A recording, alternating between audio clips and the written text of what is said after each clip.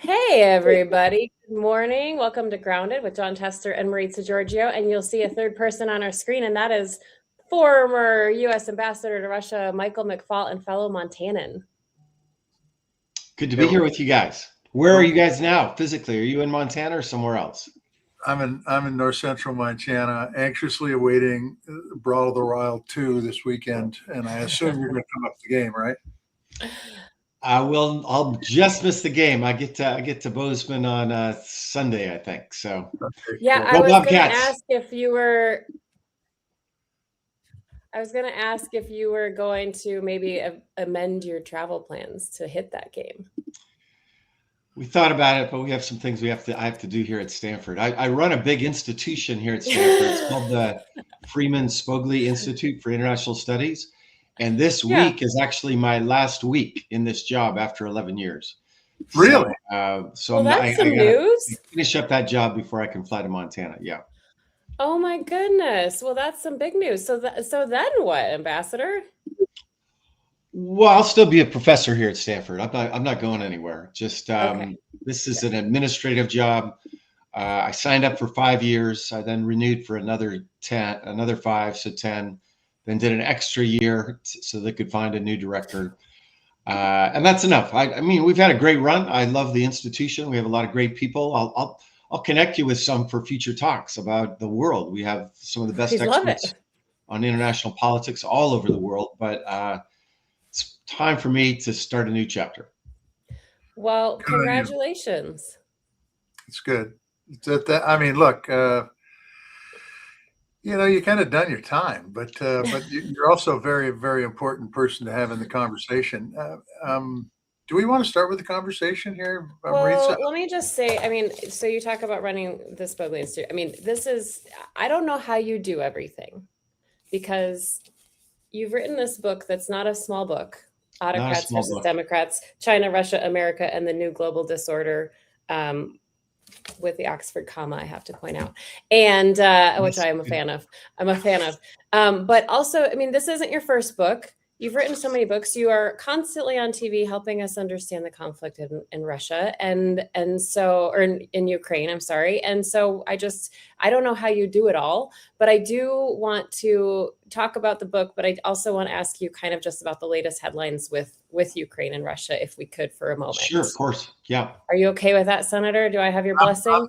I'm good. I'm good to go. Anytime you can have Michael McFaul on one of our podcasts, the IQ level goes way up, way up, Way up. way Yeah. up. Yeah. It has nothing to do with us. So yes, we want to get into this book. And normally we go through a whole bunch of headlines before we bring our guests in, but we want to get right into this because we are seeing action right now, potentially, Yes. with the potential peace deal in Ukraine. So the latest this morning is that Ukrainian President Volodymyr Zelensky is saying there may be a new deal presented to Russia within days here. U.S. Yeah. officials say that Russia is open to Ukraine joining the European Union, not NATO. But it seems this issue of territory is not going away. So I'm wondering your just current takeaway about where these peace talks stand, and if you think we're actually going to see something happen. Yeah. So first, before I say about the TikTok over the last 24 hours, I do want to say that I think strategically the Trump administration handled this poorly. In that I applaud them that they're engaging. I think that was the right thing to do. The president should get credit for that. You have to talk to the Russians. That was a controversial decision he made. I also applaud that. But after that, they have not put any pressure on Putin. All the pressure's been on the Ukrainians. And I just think in retrospect, when historians write about this, they'll be puzzled by it. Like, that's not usually how mediation happens, where you just tell one side to capitulate and you ask the other side, what do they want for Christmas? And that's been their strategy up to this point. And I just think it was wrong. I think had they given the Ukrainians more weapons, did more sanctions, that would have created better conditions for a better outcome. But that's for the historians to judge. For today, there has been progress. It's real progress. I see President Zelensky acquiescing, giving in to things he doesn't want to give into. You just mentioned one of them, the NATO piece. They want now a security guarantee from the West, and it seems like they have gotten something that is acceptable to the Ukrainians. We don't know the details yet, but it sounds like we and our European allies will help defend Ukraine if they're attacked by Russia. I'm a little worried that the Trump administration won't actually agree to do that if that ever happened. But I can tell by the way the Ukrainians are talking about it, they feel like they've made progress on that piece. So the last big piece is about territory, and it's about this region called Donbass. Putin tried to seize Donbass back in 2014. A lot of people forget that. They think the war started in 2022. And no, it started in 2014. He supported these separatists in Donbass. He sent in his military and his intelligence officers. He gave them arms. It didn't succeed. And so then he launched his full-scale invasion in 2022. And we're now 3.5 years in, almost 4 years in, and they still haven't conquered all of Donbass. So Putin's position right now is give us the rest of Donbass. And he's asking President Trump to tell Zelensky to do that. And Zelensky's saying, I can't do that. I know he doesn't want to do that, but I think it's important to remember he's the democratically elected president of Ukraine, not the autocrat like Putin is. And so even if he said yes, I don't think the Ukrainian people would support that. I mean, this is territory held by Ukrainian soldiers. They fought for 3.5 years to hold it, and now they're supposed to give it up after fighting. I just think that's a bridge too far. And so that, I think they're going to take that to Putin and say, will you now just accept the end of the war where the front line is today? And that's the piece we don't know what his answer will be yet. So this deal, and this may be an unfair question for you, Ambassador, but this deal was this peace deal that they're talking about now one designed by Zelensky or one designed by Putin with Zelensky's input? Because it was apparent the first one was kind of done between Trump and Putin, and maybe just Putin. Yes. Was this one done by the EU and Zelensky, or was the United States a part of this, or do you know? Well, you're right about it's changed over time. So the first one that dropped, by all accounts that I trust, was written by the Russians and handed over to Special Envoy Witkoff. And it was just everything that Putin's wanted since 2022. Nothing had changed. Nothing. By the way, people that are better at this than I am even say the syntax of that document was Russian syntax. Ожидается что? I'm showing off my Russian there. It is expected that. And those kind of phrases are all through there, right? And that's just back to my point about just not very effective negotiating strategy, just listening to what one side wants and then presenting it to the other. Thankfully, the Europeans have gotten involved. And thankfully, this new document has been changed. And I give our European allies a lot of credit that they leaned into that. Again, I just want to lament that we should be leaning into that as the leader of the free world, but it is what it is. And this is the moment we're in. So this now is different. This is, especially on the security guarantee piece. And again, I want to emphasize, I haven't seen the details of that. They haven't been released yet. But it sounds like that piece, we finally have something that the Ukrainians can feel satisfied that they've gotten something in return for giving up the territory that the Russians currently occupy. Interesting. We're gonna get to the book right now. And first of all, how long did it take you to write this bad boy? I mean, it's pretty healthy. Thick. Took me many, many years because I have other responsibilities here at Stanford. I have a portfolio of things I do. So it took a lot of mornings getting up to work for a few hours before we're going to work. And I think, I've written 9 books and edited another half a dozen. Pretty sure this is my last one. Just too big, too long, too hard. There are other ways to communicate, including like what we're doing right now, that I think are more efficient. And I don't expect a lot of people to buy this book. Well, let me put that a different way. I hope lots of people buy this book.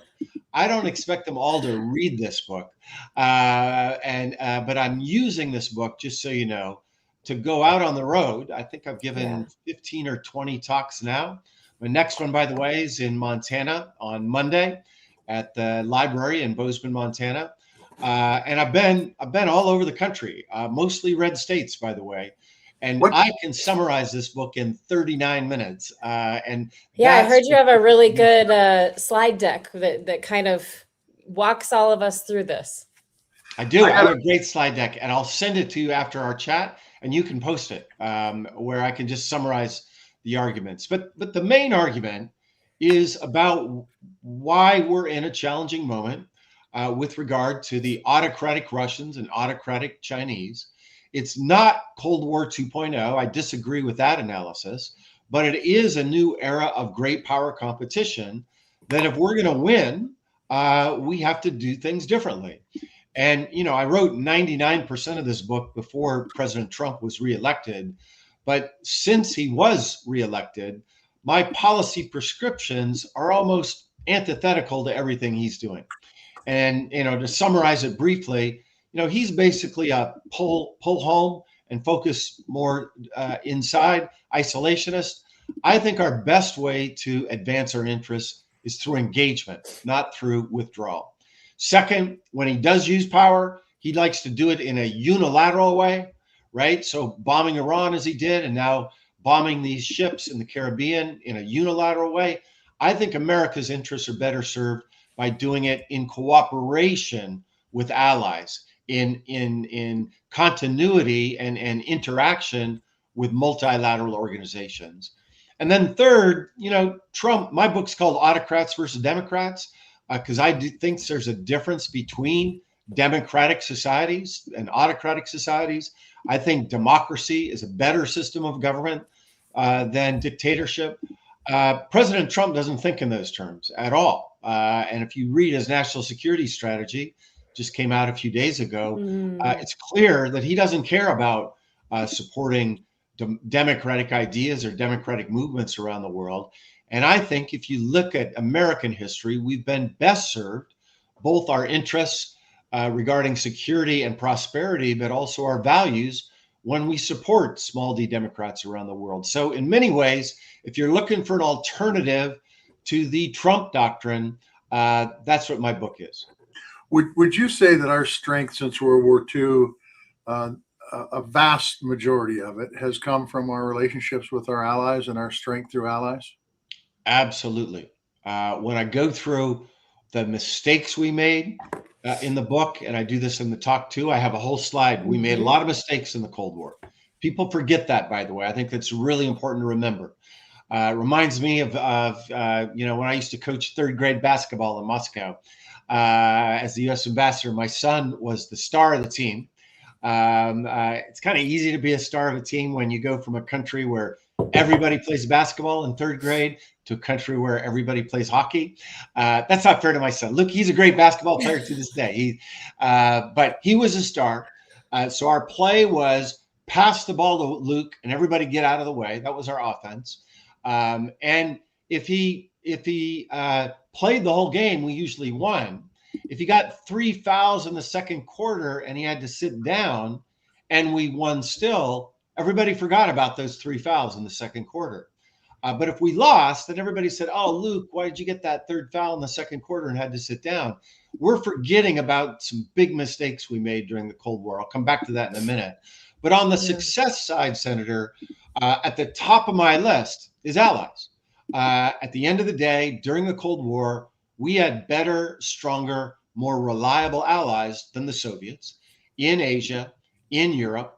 And today, when I look at the comparison of power of China and Russia and their autocratic friends, North Korea and Iran, and then I look at the blue team, right? The, you know, red team versus blue team, and I look at our allies and I add up, you know, what they spend on defense, we're way more powerful as long as we are united. That's something President Trump is screwing up. Same on the economic dimension. 9 of the 10 largest economies in the world are democracies. And so as long as we're with our allies, I think we're going to be just fine with respect to the Chinese and the Russians and their allies. The question is, will Trump screw that up? I mean, he's threatening to invade Greenland, right? That's an ally. Denmark is an ally of ours. He threatens, that he wants to make Canada the 51st state. 51st state. And you all, I was born in Glasgow, Montana, pretty close to that Canadian border. I got a lot of Canadian friends. They don't think that's a joke. Some of these Trump people, they tell me, Mike, don't just mellow out. He's just being funny. No. Don't find that to be a joke. And I just think this, in many ways, is the core thing that we need to preserve so that in the post-Trump era, we still have our allies to help us manage our security vis-a-vis China and Russia. I would say, Mike, and I do not have the pedigree that you have from a world standpoint, and ambassador to Russia and all the things you've done internationally. But that is not a joke. What he's talking about, Greenland and Canada, is not a joke. And for those people that say, don't worry about it, just look what he's done. Yeah. Because all those things in the first term, they said, well, that's just a joke. He's just kidding. He's implemented it. That's a great point. That's a great point. And man, oh man, I'll tell you what, if people don't start taking the president and what he says is serious information that comes out of his mouth, and he did it again yesterday, by the way, the information that he talked about with Rob Reiner is incredibly disturbing if you're a human being. I'll just tell you that. If you value civilization, what he said yesterday was absolutely very disturbing. And so when he talks about going into Greenland or Canada, from my perspective, and I live pretty much straight west of Glasgow, and I've got a lot of friends up there too, and we've got a lot of Canadian folks that watch this podcast. Damn right, we better take it. We better take it seriously. Take it seriously. Yeah, I just think. Here now, you're the expert, not me, when it comes to American politics, but I did see some people saying, I can't believe the president said that about Rob Reiner and his wife. And I look at that and I say, you can't believe it. He says these kinds of things every day. This is who he is. This is not extraordinary. And I didn't know Rob Reiner that well, but I knew him a little bit because he cared a lot about Ukraine. And we used to interact about that. And you can disagree with people without, respecting their values and the positions. And I just find it embarrassing that we have a president that says things like he said yesterday. Yeah. Well, you talk a lot. First of all, if there are any, I don't know if we have any high school students watching or college students. I hope we do. But if you are in dire straits about a bibliography you might need to write because of some research papers, let me just mention that Michael McFaul's notes and citations are 60 pages long in this book. In case you're wondering if he did his research, the answer is yes. But you know how hard I had to fight with my editors to preserve that? Just it's as important. A footnote to the footnotes. First of all, the original draft of the book was 1,200 pages long and 6,000 footnotes. A lot of books, publishers don't like footnotes, right? Because that immediately makes these books academic. And I convinced my editor we're playing for the long game here. Mm-hmm. This book is intended actually for college students and high school kids for decades to come, because this debate's going to be with us for a long time. But I knew in doing that I was going to lose some some readers. I think it's that trait. I think it's fabulous. But I mean, let's just stay on the president for a moment, and then we'll get more into the substance of this book.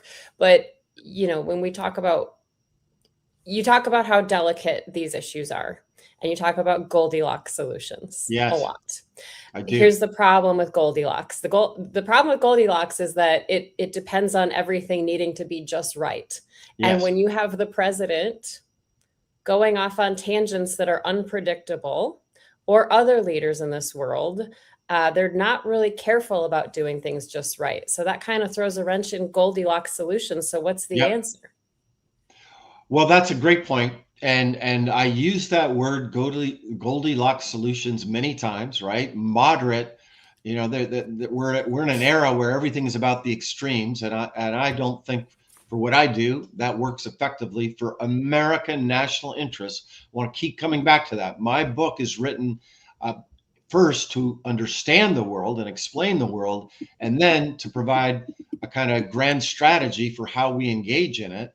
And I think the extremes in the past have not served us well. And I think today, the center, and again, on the domestic politics, I think the same. I'm not an expert on that, but most certainly on foreign policy, I believe that. To your point, I fully acknowledge, and I think I even say it from time to time at the end. Remember, I wrote 99% of this book before our last election. And I did have this debate with the editor. I said, well, maybe I need to change a lot of things that I believe in to be accommodating so that it'll be more palatable for the Trump administration. And I deliberately chose not to do that because I don't, first of all, I don't think they're going to read this book. I know the president's not going to read this book. I'm not sure I have any, sway, with one or two exceptions with this current group. This is a book for the post-Trump era, and I fully acknowledge that. But I think your point is a really good one and should be instructive to people thinking about being in the government in the post-Trump era. That extremism is what will be hard for us to advance our interests in the world. Polarization, I have a big chunk on polarization. Polarization at home means we're fighting each other at home and we're not focused on the Chinese and the Russians. That's exactly what Xi Jinping wants. That's exactly what Putin wants. I watch the news, during the previous election, in January 6th, and they were thrilled by those events, those images. I you mean the Russian news? Sorry, the Russian, news. Yeah, thank you. The Russian and Chinese news. They were thrilled to death by that, because if we're doing literal battle on the Capitol Hill, and we're not focusing on them, that makes them stronger. That makes us weaker. So it's an interesting time in the country, because you talked about a post-Trump era. We had you on this podcast, about 6 months ago? And we probably asked you the same question then. As you think, we're a year into this administration almost. Where do you see us in 3 years? I remember one of your statements was, we've been around for 250 years. We got a pretty good chance of being able to live through these 4 years. I don't think you thought then. I certainly didn't think then things were going to happen, but they've happened. Yeah. Where do you think we are in 3 years? As far as democracy, as far as autocrats versus Democrats? Well, I'm really interested in your answer to that question about internally here domestically, because you know way more than I do about that. I'm not sure. We talk about the foreign policy though. So I'm worried. You're right. Things are moving faster. They're breaking things faster than I expected the last time we talked. I want to admit that. And I do believe that if we can endure and preserve some essential minimalist institutions and relationships in the next 3 years, there's a chance for renewal. So let's just focus on NATO. NATO is the one institution I'm worried the most about right now. Thankfully, the president has not announced his plans to withdraw from NATO. And partly he's not doing that because he knows, if he's looked at the same opinion polls I have, that the American people don't support that. And Senator, you can tell us about your colleagues still in the Senate. My assessment is most senators would not support that. And that's a good sign about our democracy still working, checking the worst instincts when it comes to foreign policy. But they're trying as hard as they can to do all but withdraw, right? Talking about pulling out soldiers, talking about repivoting, back to the Western Hemisphere. And let's just be clear about that. Of course, the United States has interests in the Western Hemisphere that we need to defend. But when I worked for the Obama administration, we just took that for granted. That's like saying you're going to defend your own house. Of course, you're going to defend. That was just self-evident. And that they've reverted to that as being their only aspiration, that's a huge sign of withdrawal. pulling back. It reminds me a lot of the Nixon era, by the way. I did a lot of, I used to know that the Cold War well. I wrote my PhD about the Cold War, but I reread a lot of that history for this book. And that's what Nixon was trying to do. He was pulling back, saying we couldn't stop these communist countries. We had to let our allies do these things on our own. And I just want to remind everybody watching, if you go back and you read, there's a lot of fatalism in America in the late 60s and early 70s. And in, the cancer that is communism is just going to take over everywhere because they had a lot of momentum, right? Laos, Cambodia, Vietnam, Angola, Mozambique, Nicaragua. And we look pretty divided at home, punctuated by the resignation of our president. 20 years later, the Soviet Union collapses, and we're the world's only superpower, and democracy is the only game in town. So people that are saying those same fatalistic things today, I would just remind them, they may be right. I don't know. We're political scientists. We're not very good at predicting the future. By the way, neither is the CIA. I worked 5 years in the government.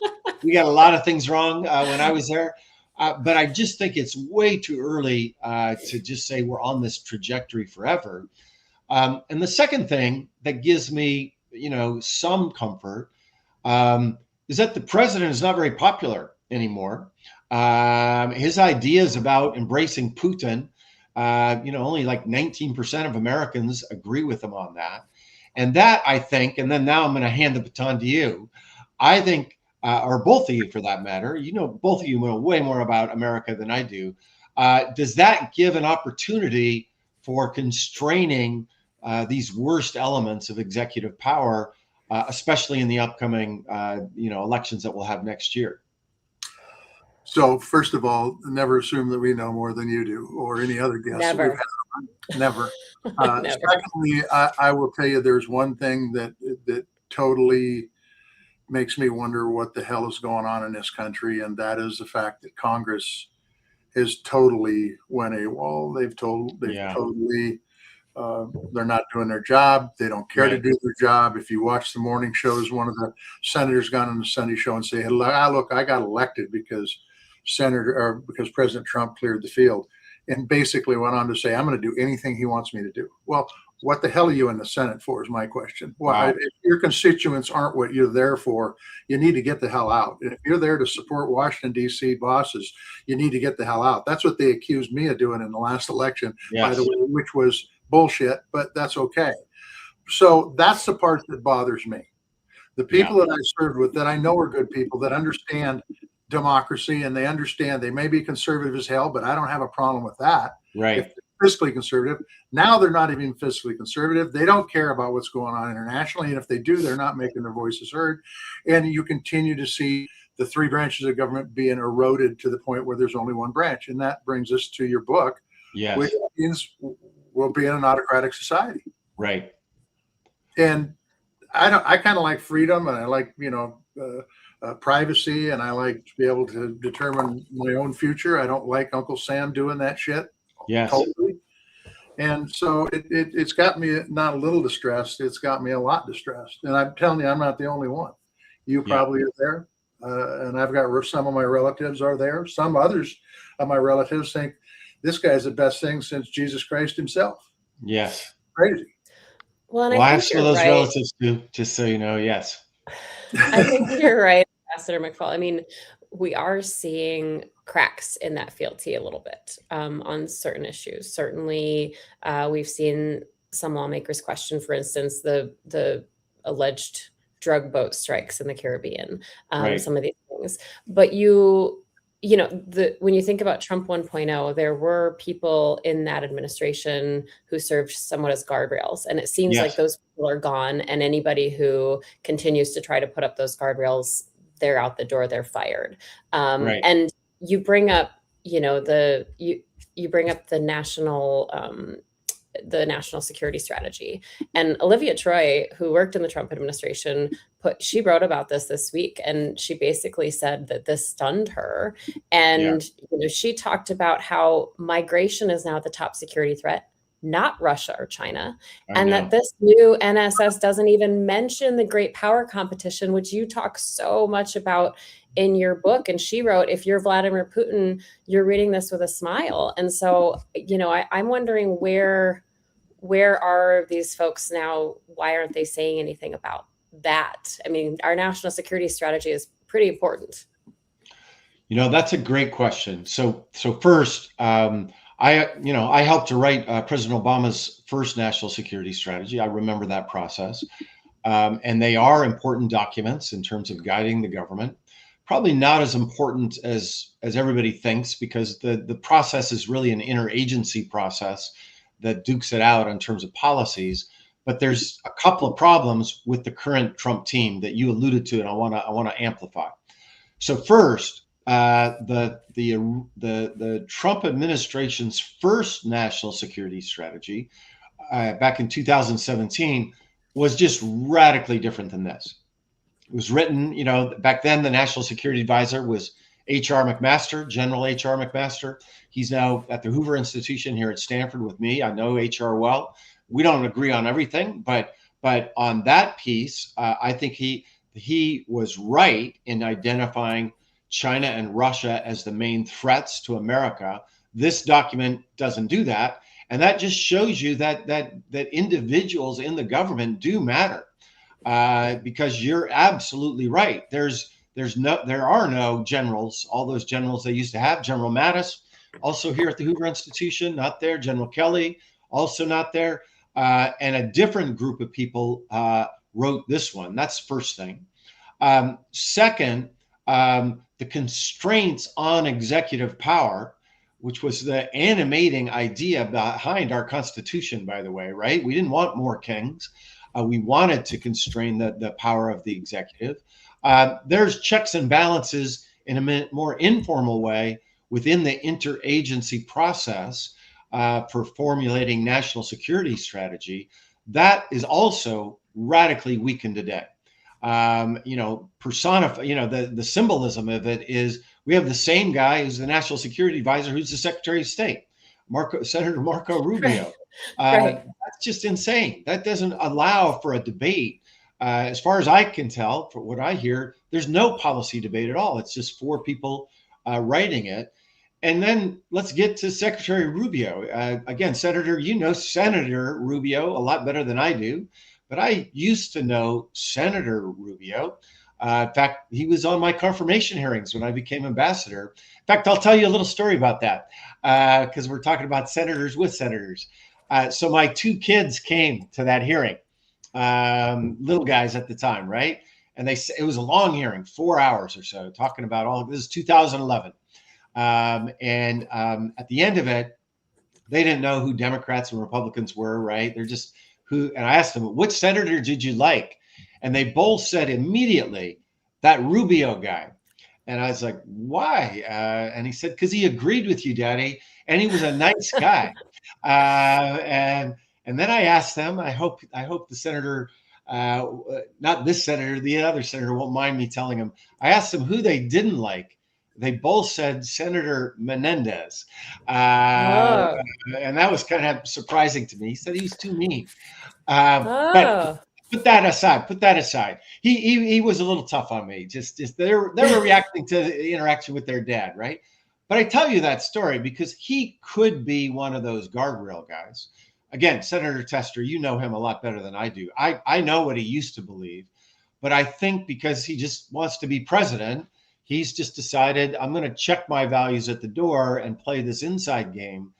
But I don't see it working because the national security strategy that was drafted had all of this stuff that echoed the vice president, another senator's speech at the Munich Security Conference.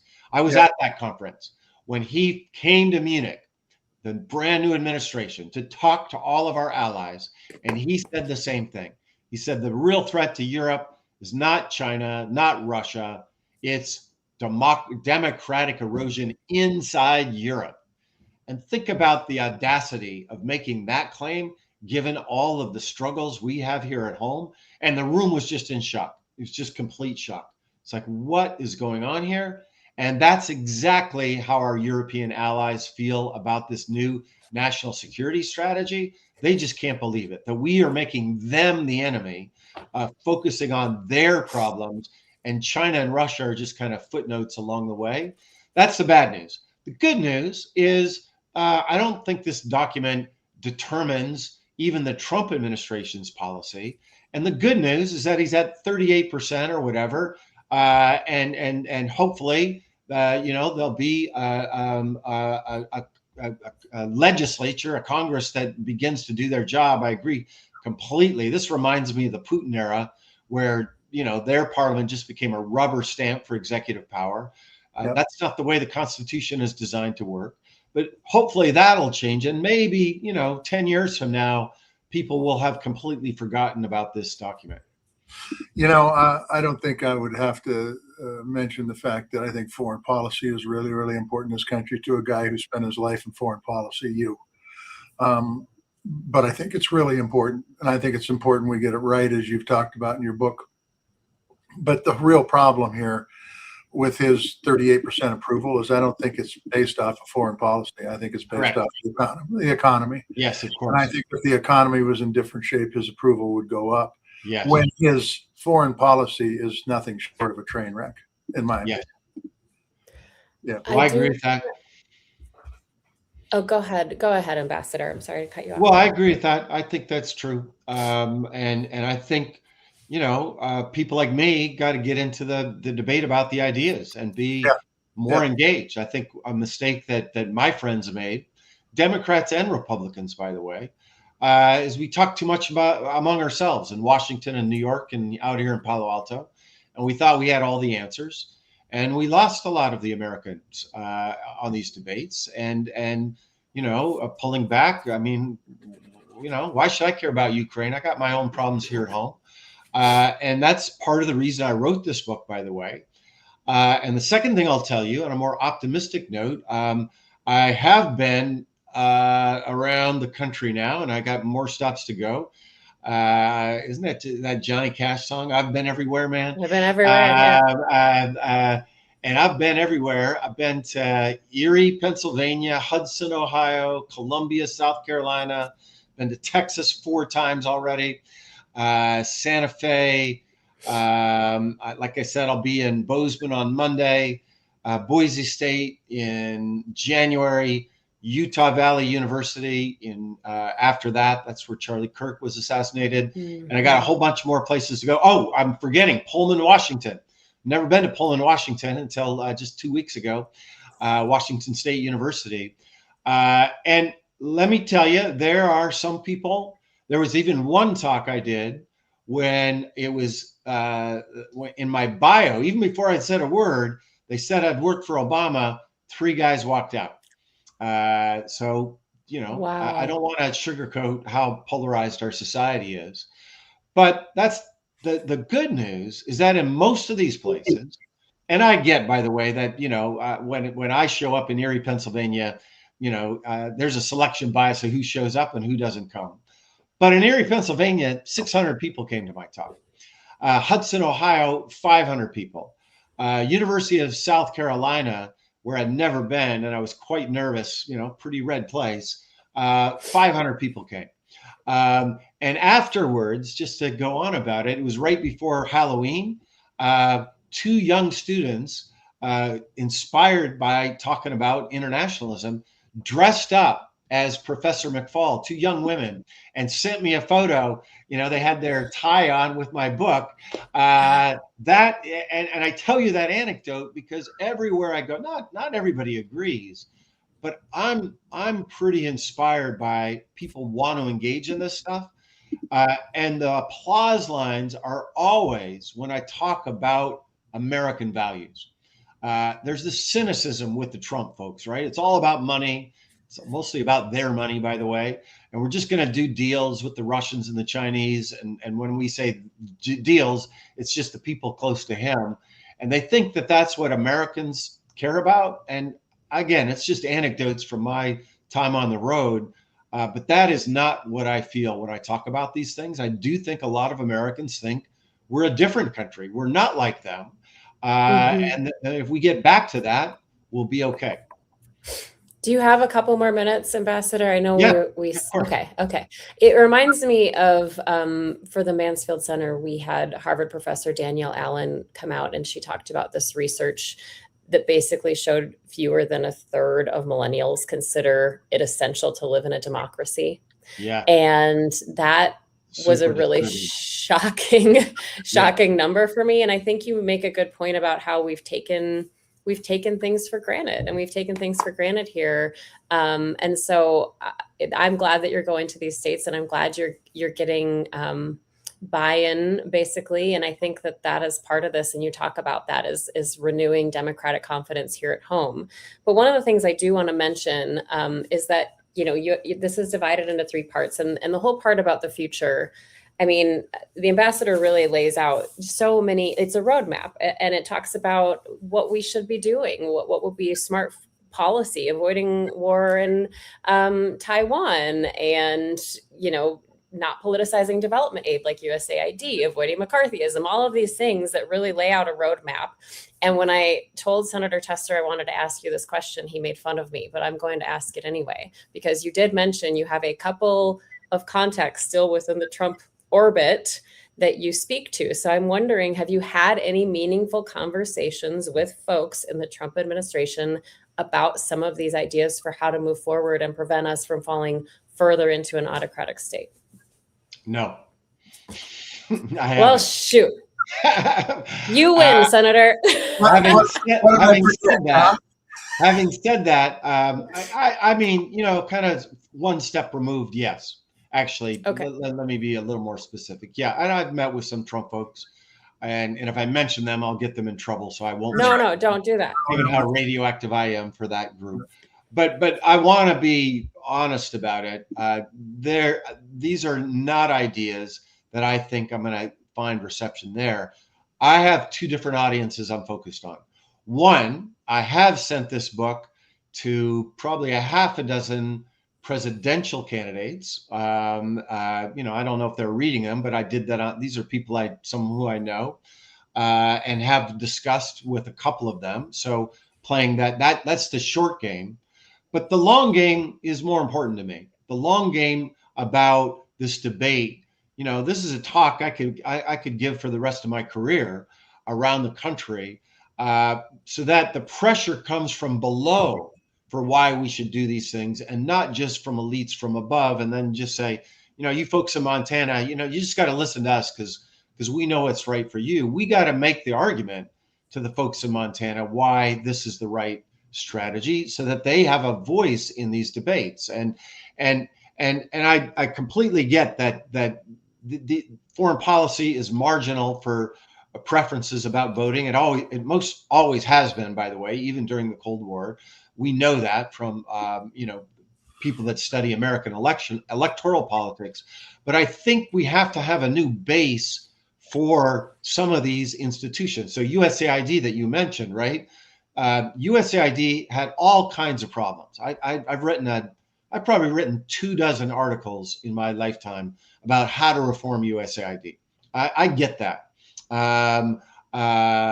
But reform it, don't shut it down. The Chinese have their own version of USAID. It's called the Belt and Road Initiative. They're not shutting theirs down. Same with Voice of America. Has lots of problems. I've written giant papers that I handed to the last transition, by the way, the Biden transition, about how to reform that. But don't shut it down.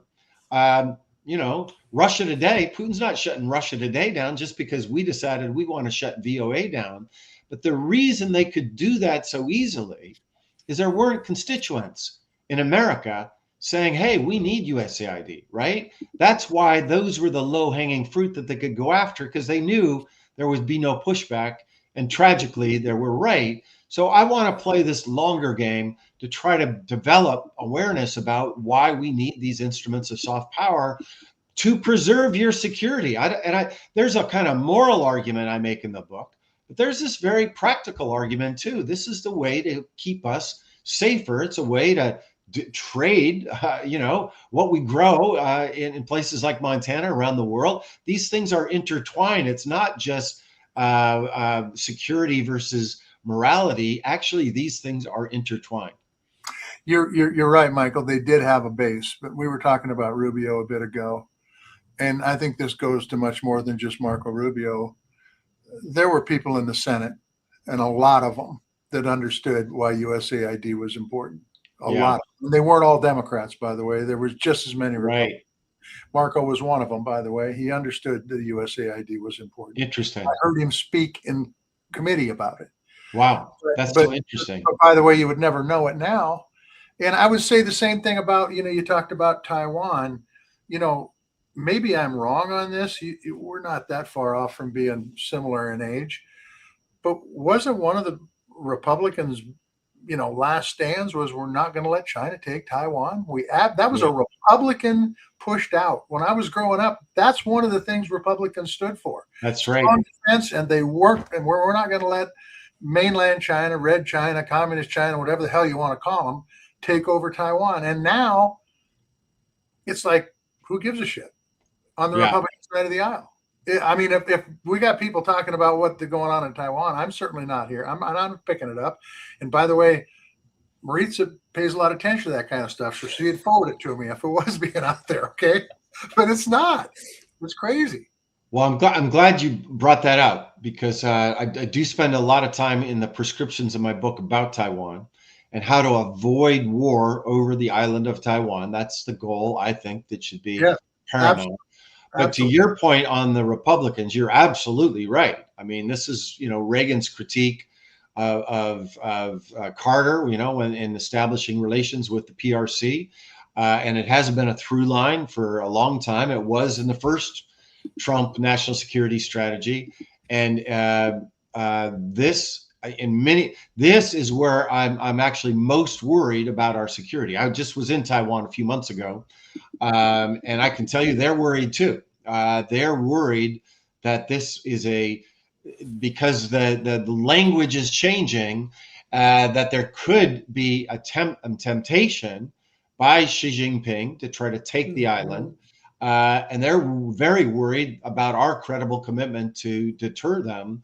And sometimes it's the absence of deterrence that leads to war, right? So the mistake we made in Europe was that we didn't give the Ukrainians enough weapons to deter a new invasion from Russia, right? Had we done more deterrence before 2022, we might have avoided that war. And I think the same thing about Taiwan. The way to avoid war is to give them weapons and to deter war. But they're very nervous about it, I can tell you. And by the way, these theaters are also intertwined. They're interrelated. The Taiwanese understand that if Ukraine falls, that emboldens Xi Jinping. Yeah. I saw so many Ukrainian flags when I was in Taiwan because in government offices, because they see how these things are intertwined, the autocrats versus the Democrats, right? Absolutely. Absolutely. So I just got to ask about this because you touched on it, but in the book, but Russia and China, they're kind of attached at the hip now. What do you see that relationship long term? And I'll just tell you what I think, and you tell me if I'm full of shit. But you and that is that I think Xi Jinping is using Putin more than Putin's using Xi Jinping. And in the end, when China gets done with Russia, they'll probably be talking about making them the 51st state of China. Is that a fair assessment? You know Putin as well as anybody in the country, from my perspective. Xi Jinping, you probably know him fairly well too, or at least you know his tendencies. What's your view on that connection with China and Russia and all that? So that's a super hard question, and I don't know Xi Jinping. Though I spent years and years in this book trying to understand his motivations and intentions and talking to people around him. So that was I knew Russia pretty well. I know the Cold War. I know American foreign policy. Understanding China was why it took me 8 years to finish this book. And I'm still not sure, that I understand everything. But I think your basic framework is right. Xi Jinping has a different strategy for advancing Chinese interests than Putin. Xi Jinping doesn't want the destruction of the liberal international order. He also doesn't want to promote communism all over the world.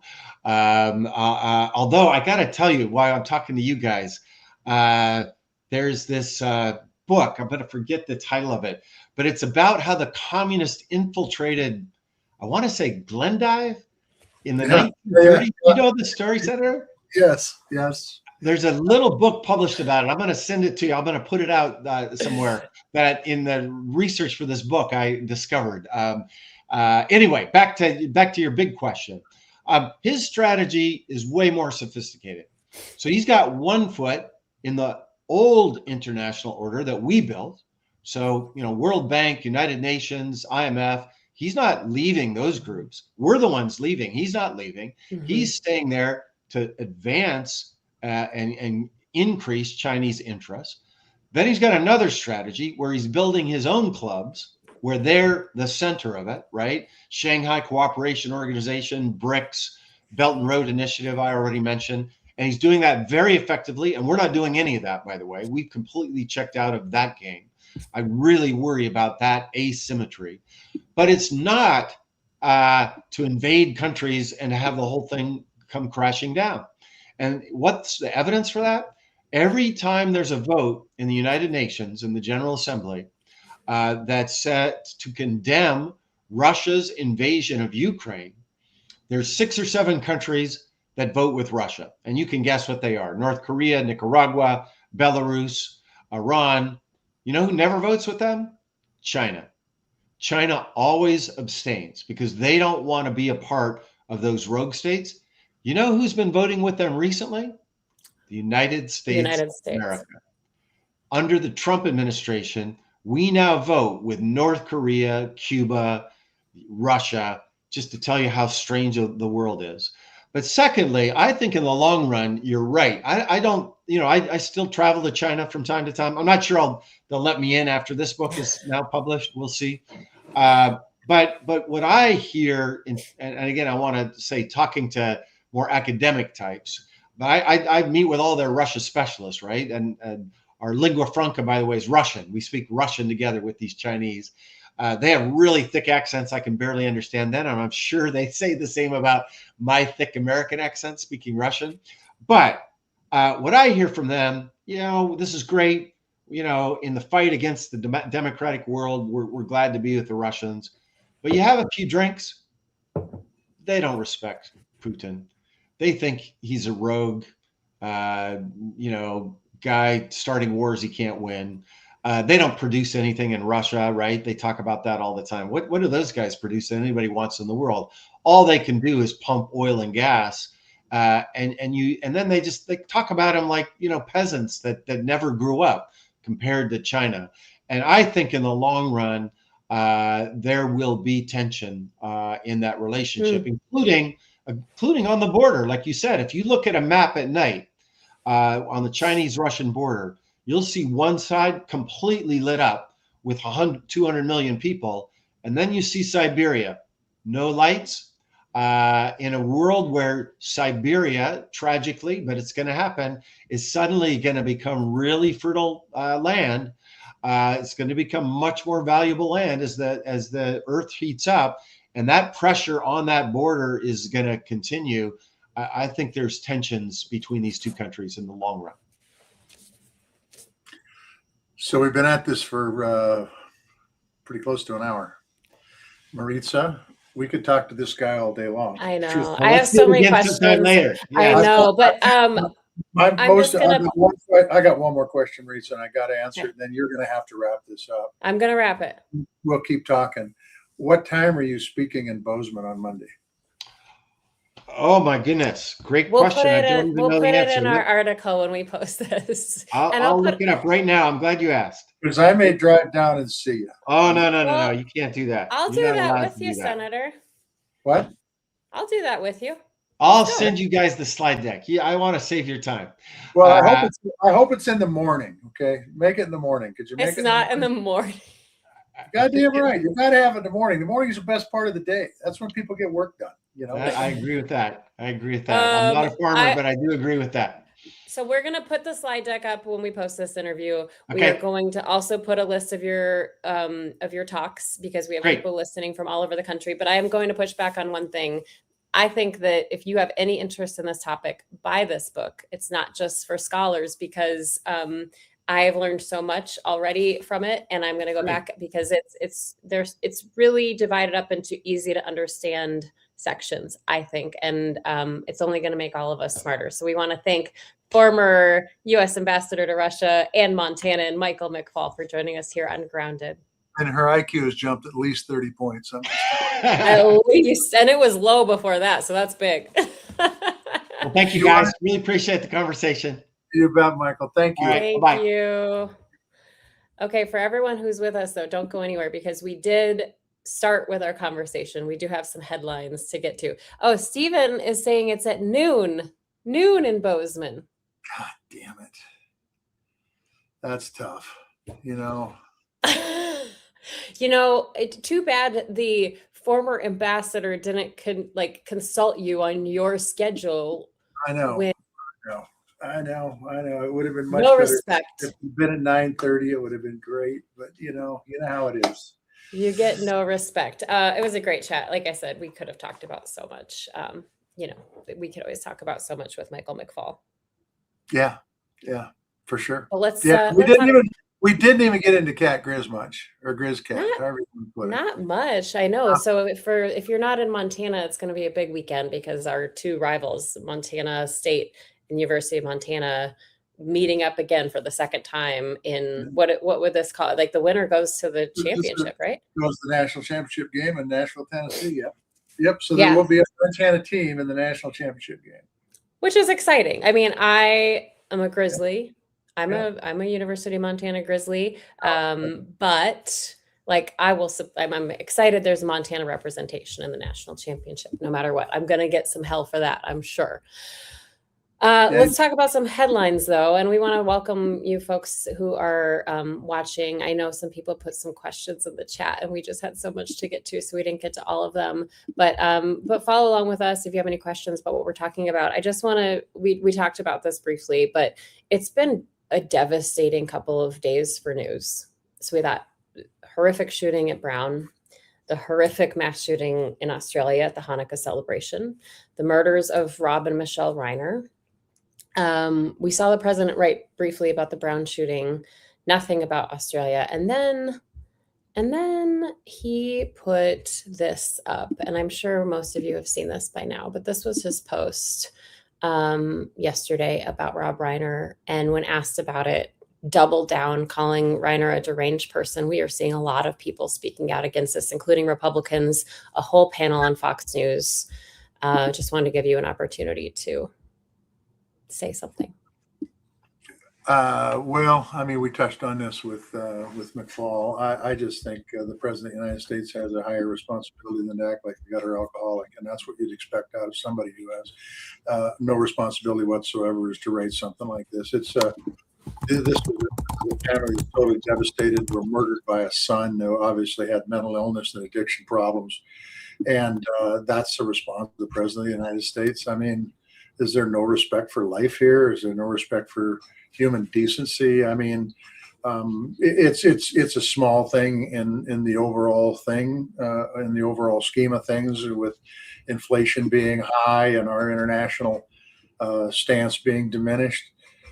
But it really is. It was really low class, in my book. Really, really, really low class. And Rob Reiner he is responsible for so many works that have defined generations, and very much a beloved American. And so sending love to all who knew and loved him, and all who didn't know him personally. I mean, a lot of people are really taking this hard. Speaking of alcoholic, though, I don't have the graphic for this made, but you did remind me that the Trump chief of staff, Susie Wiles, did this long-ranging interview with Vanity Fair, and it was published today. And she says that the president has an alcoholic's personality in it, his chief of staff. Yeah, I should ask my daughter about that. She's a psychiatric nurse and oversees an addiction hospital. I don't know. I just don't know what. I don't know. Yeah, I mean, maybe. I mean, I don't. I've been I just don't know. I don't know what that means. If it means they're impulsive, it means they don't stay on topic. If it means they jump around a lot and they're hard erratic. to follow, maybe it's pretty hard to deny that that's not the case. But I don't know I really don't know what it means. I need to get my master's in psychology, just not my minor. Yeah. You have your minor though, and he's been very helpful to me in that department because I have tried to help, although it's been futile. It's been futile. Okay, let's talk about healthcare. There's a lot going on. So we know that no deal was reached, right, last week to try to extend these Obamacare credits, basically the subsidies, which are set to expire in just 2 weeks now. Yesterday, a bipartisan group of senators met to discuss a possible deal related to extending those subsidies. They're hoping to announce a framework this week. Even if that happens, though, it wouldn't come up for a vote until January. Meanwhile, on the House side, Republican Representative Mike Lawler left a closed-door meeting yesterday, walked out and had this to say: "This is absolute bullshit." And then he called it political malpractice to not hold a vote on trying to fix healthcare. I just can't, but like I've said, I think to you, I can't believe that we don't have more people saying, let's work together and get this done. I'm glad to see there's a group of 20 bipartisan senators. The reason for them, Reeds, is there isn't many solutions out there, truthfully. Everybody will tell you that Obamacare was better than what we had, but it's not perfect. The next step, and there may be some in between, but the next step is single payer, and nobody wants to do that. So what are they going to do? What are they going to propose? And we've been doing this dance now for 15 years, where one side says, well, we've got to vote Obamacare down. It's no good, but has never come up with anything better. And that's the bottom line.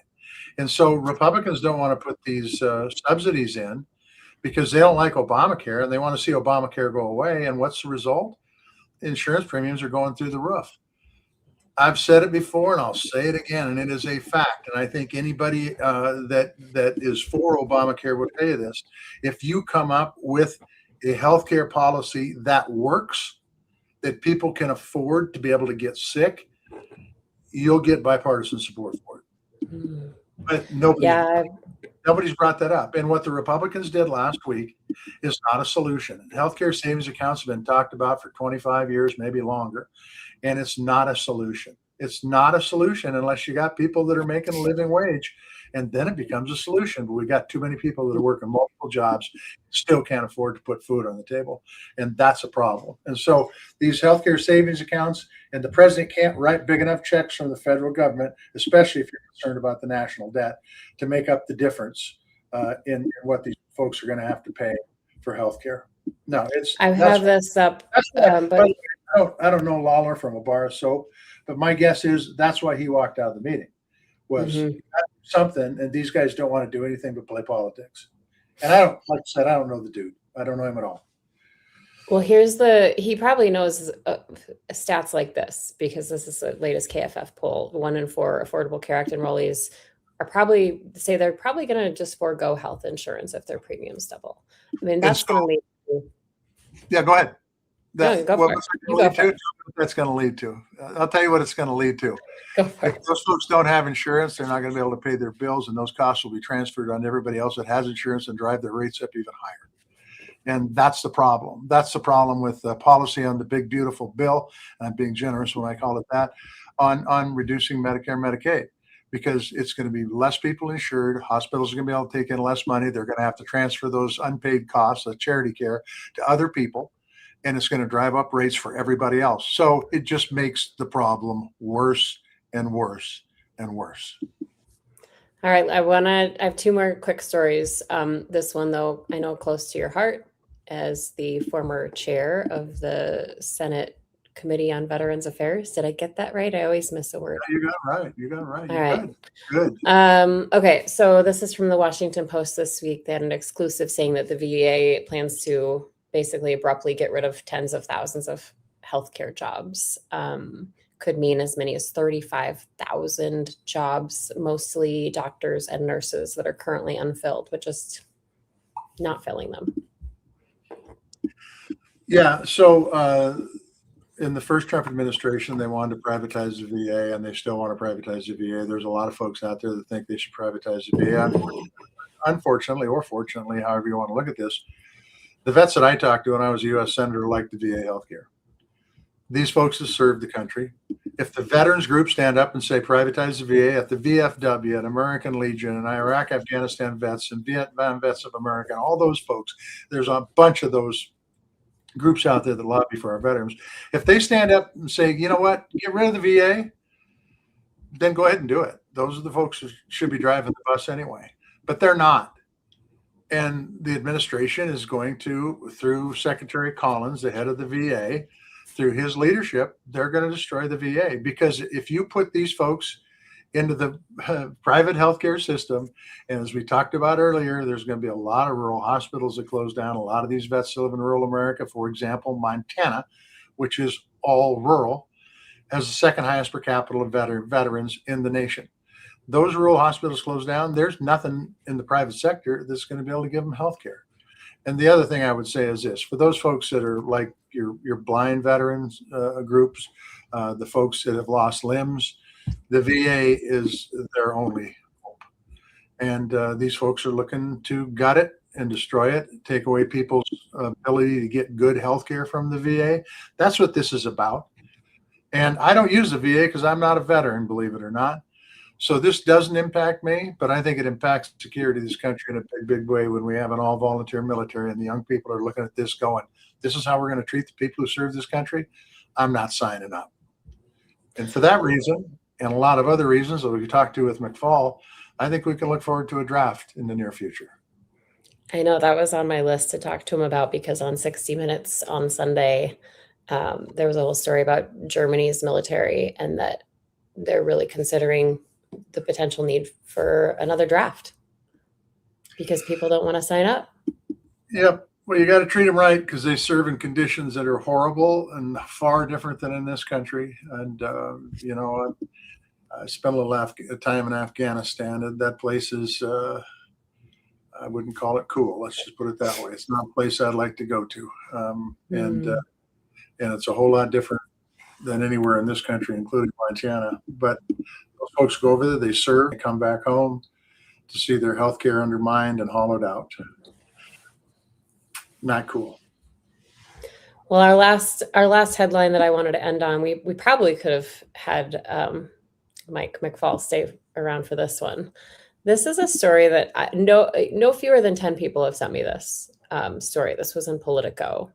And it basically is on the ground reporting from both Marion, Montana, and up the Blackfoot River corridor. And the headline is, "I didn't vote for this." It basically talks about how all of these Doge cuts have impacted the way of life out west, specifically in Montana for this story, from gutting Forest Service departments that, employees that take care of our public lands, to firefighters, to funding programs that help with irrigation efforts. So this was an interesting read for so many people who asked both of us, what are people saying out in Montana? Well, and I'll tell you, Marion, Montana is probably one of the reddest parts of the state of Montana. It's very, absolutely very, very Republican. And right now, we're getting weather right now that's taking all the snow out of the mountains and putting it down the rivers because we got unbelievably warm temperatures for the middle of December and rain on top of it. So we're seeing a lot of flooding in places in northwestern Montana. If that snow isn't replaced over the next 2 to 3 months, this is going to be a hell of a fire season. And all those Doge cuts to the folks who take care of our public land and the firefighters. And by the way, all three of these things they mentioned, and irrigation, because there won't be the water there to irrigate, and it will require management to have that water there to irrigate, will come home to roost. Those chickens will come home to roost, and it won't be good for the United States of America, and certainly won't be good for those regions of the country that are impacted. But it'll give legs to people like Senator Lee, who says, we need to sell our public lands. And when they're on fire and they're not managed correctly, it gives people like him to say that with some credence, when in fact, it's a problem that's been created because of bad management. Yeah, that could be a whole episode. I did a very in-depth couple of stories about that, about our management. And When why. you were in the news media, when you were Yeah. before they laid you off, before they canned you? Yeah, before that. Like how you were on the VA, you were the VA chair before they Before I got canned you. fired. Before I got fired. Exactly right. I mean, you got to accept it for what it is. I mean, people didn't like the job I was doing, so they said, "Get the hell out." So I'm out. I'm happy about that. Well, I don't think everyone's happy about that. We get a lot of comments that people wish you were still there, Senator. Oh, But yeah, we love them too. Okay, so we've gone on a long time, an hour and 10 minutes here, but it's been a great conversation. We want to thank everybody who has added in. I see all the comments, and we thank you for joining us in this conversation. We have to ask Senator Tester about his hat before we go. I can't see it. My screen is small. It's the state of Montana Flour and Grains.